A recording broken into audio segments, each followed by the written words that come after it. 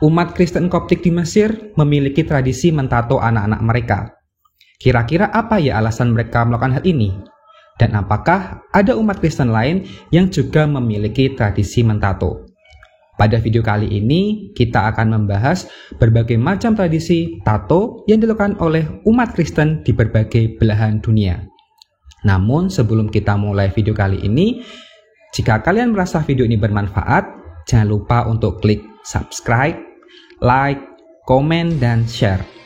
Dan jika kalian ingin membantu pengembangan channel ini, jangan lupa untuk klik tombol super thanks dengan ikon hati di bawah ya. 1. Tato Koptik. Saya tahu tradisi tato umat Koptik Mesir pertama kali saat novel dan film Ayat-Ayat Cinta booming di Indonesia. Dalam cerita novel tersebut dikisahkan seorang gadis Kristen Koptik bernama Maria jatuh cinta dengan pemuda Indonesia. Dia digambarkan memiliki tato di pergelangan tangannya. Tatonya berbentuk salib. Penggambaran tersebut memang benar. Umat Kristen Koptik di Mesir memiliki tradisi untuk mentato anak-anak mereka. Sejak penaklukan Mesir oleh Islam abad ke-7, umat Kristen mengalami berbagai tekanan. Awalnya mereka tidak melakukan tato, tapi memberi cap kulit mereka dengan besi panas. Hal ini dilakukan dengan berbagai tujuan. Penguasa Islam memudahkan dalam mengidentifikasi siapa yang sudah murtad menjadi Islam dan siapa yang tetap bertahan dengan iman Kristen. Bagi yang bertahan, harus siap dengan beban pajak yang cukup tinggi. Pajak ini katanya sebagai uang keamanan. Bagi umat Kristen, mereka memandang tato ini sebagai simbol iman. Rasa sakit saat membuat tanda ini mereka anggap tidak ada bandingnya dengan derita Tuhan Yesus di kayu salib. Tato ini juga sebagai tanda bagi anak-anak mereka. Jika terjadi sesuatu hal seperti penculikan gadis untuk dijadikan budak atau anak laki-laki yang dipaksa menjadi pasukan muslim, mereka akan ingat asal-usul mereka, yaitu dari keluarga Kristen saat melihat tato di tangan mereka. Hal ini juga dicatat oleh seorang uskup dan kesatria salib di kota Accra, Jacques de Vitry atau James of Vitry, pada tahun 1213 sampai 1221. Dia mencatatkan tradisi ini sebagai tradisi yang sudah diumum dilakukan oleh umat Kristen di daerah Mesir. Tato Koptik umumnya sederhana, berupa salib kecil di pergelangan tangan. Namun sekarang mulai berkembang dalam berbagai desain. Ada yang ukurannya besar, ada yang salibnya ada ornamennya, tapi pada umumnya berupa salib kecil saja. Mereka akan mentato anak-anak mereka dalam suatu upacara di gereja, dan yang melakukan adalah seorang imam. Kadang umat Koptik dewasa akan menambahkan tato lain setelah berziarah ke Palestina atau Tanah Suci.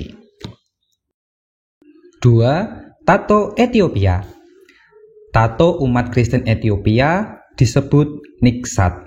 Sejarah tato ini muncul bersamaan dengan kedatangan agama Kristen ke Ethiopia. Hanya seorang gadis yang beranjak dewasa yang akan ditato. Berbeda dengan tato Koptik, tato Ethiopia ini bertujuan sebagai kosmetik atau untuk mempercantik diri. Dulu, jika seorang gadis tidak ditato, dikatakan tidak akan ada laki-laki yang mau menikahinya. Bahkan, ada sebuah sajak yang memuji wanita bertato. Bunyinya kalau dalam bahasa Indonesia kurang lebih seperti ini. Lehermu yang dihiasi oleh pola-pola indah, berbicara lantang tentang asal-usulmu. Maksud dari sajak ini adalah seseorang yang bertato memiliki kebanggaan akan asal-usulnya dan imannya. Selain sebagai tanda kecantikan, Niksat juga sebagai tanda iman pemiliknya. Niksat dibuat tanpa bius, jadi untuk mengurangi rasa sakit, Saat pembuatan, mereka akan minum minuman berfermentasi. Pola yang dibuat berupa gambar salib, ikan, atau ayat-ayat Alkitab. Selain dilakukan oleh komunitas Kristen, tato niksat ini juga dilakukan oleh komunitas Yahudi. Tujuannya adalah untuk menyamarkan identitas Yahudi mereka. Mengapa? Karena saat Kaisar Ethiopia mengadopsi agama Kristen sebagai agama resmi, mereka melakukan tekanan kepada umat Yahudi. Saat modern ini, beberapa umat Yahudi Ethiopia melakukan emigrasi ke Israel. Sampai di sana, mereka akan menghapus tato mereka. 3. Tato Kroasia. Tradisi tato umat Kristen juga dimiliki oleh umat Katolik Kroasia di Bosnia. Tidak jauh berbeda dengan tato Koptik, tato Kroasia ini juga memiliki kisah tragis. Hal ini berkaitan dengan tekanan yang dialami oleh umat Kristen di Balkan sejak penaklukan oleh Kesultanan Ottoman. Tradisi mentato yang disebut sisanje ini diberikan kepada seorang gadis yang telah memasuki masa akil balik yang ditandai dengan menstruasi. Mereka akan mentato bagian wajah, leher, dan tangan.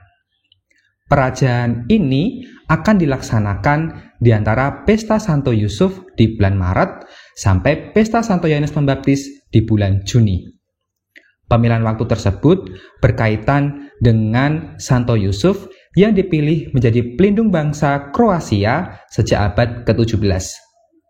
Harapannya, para gadis ini dilindungi oleh Santo Yusuf, seperti Santo Yusuf yang menjaga keluarganya. Desain tato berupa salib, kadang dicampur dengan desain tato-tato kuno pagan.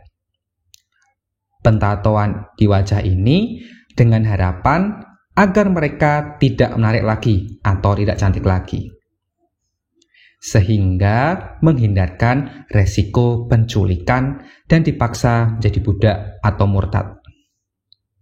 Namun, sejak Ottoman berhasil dari daerah Balkan, tradisi tato Kroasia pelan-pelan menghilang. Selain itu, akibat pemerintahan komunis Yugoslavia, tanda-tanda agama atau hal-hal yang berbau agama itu dilarang, salah satunya tato ini. Sekarang, pola-pola tato tradisional mereka mulai lestari kembali, dilestarikan oleh sebagian anak muda pencinta tato. Namun, tujuan pembuatannya berbeda, sekarang hanya sebagai aksesoris belaka. 4. Tato Loreto. Tato Loreto juga dilakukan oleh umat Katolik. Kali ini dilakukan oleh umat Katolik di Italia yang berziarah di kota Loreto. Loreto merupakan sebuah tempat peziarahan yang sangat terkenal, di mana dipercaya terdapat rumah keluarga kudus dari Nazaret atau rumahnya Tuhan Yesus yang dipindahkan secara ajaib dari Nazaret ke kota ini. Rumah itu sekarang berada di Basilika della Santa Casa atau Basilika Rumah Kudus. Tato Loreto menjadi oleh-oleh bagi peziarah yang telah berziarah menuju Basilika della Santa Casa. Ini menjadi tanda mereka, karena saat itu tidak ada sertifikat atau tidak ada tanda-tanda tertulis lainnya. Untuk membuktikannya, mereka membuat tato. Tradisi ini diperkirakan masuk ke Italia saat pejuang perang salib pulang dari perang. Mereka memiliki tato. Mereka mengadopsi kebiasaan orang-orang Koptik Mesir yang mentato tangan mereka saat berziarah ke Tanah Suci, Yerusalem. Tato Loreto memiliki desain yang unik. Biasanya berupa ilustrasi Injil atau gambar Santo Santa, yang kemudian kadang-kadang ditambahkan tahun mereka berziarah. Tradisi ini sempat dilarang, tahun 1871 dengan alasan kesehatan dan menodai kesucian. Namun ternyata tradisi ini tetap bertahan sampai sekarang. Ternyata tradisi tato di kalangan umat Kristen dilandasi berbagai alasan, mulai dari mencegah agar anak-anak tidak diculik sampai menjadi oleh-oleh peziarah. Tertarik nggak untuk membuat tato? Bagaimana menurut kalian? Apakah kita sebagai orang Kristen dibolehkan membuat tato? Tulis di kolom komentar ya. Terima kasih sudah menonton video ini sampai selesai. Jangan lupa untuk klik tombol subscribe, like, komen, dan share. Sampai jumpa lagi di video menarik lainnya. Salam.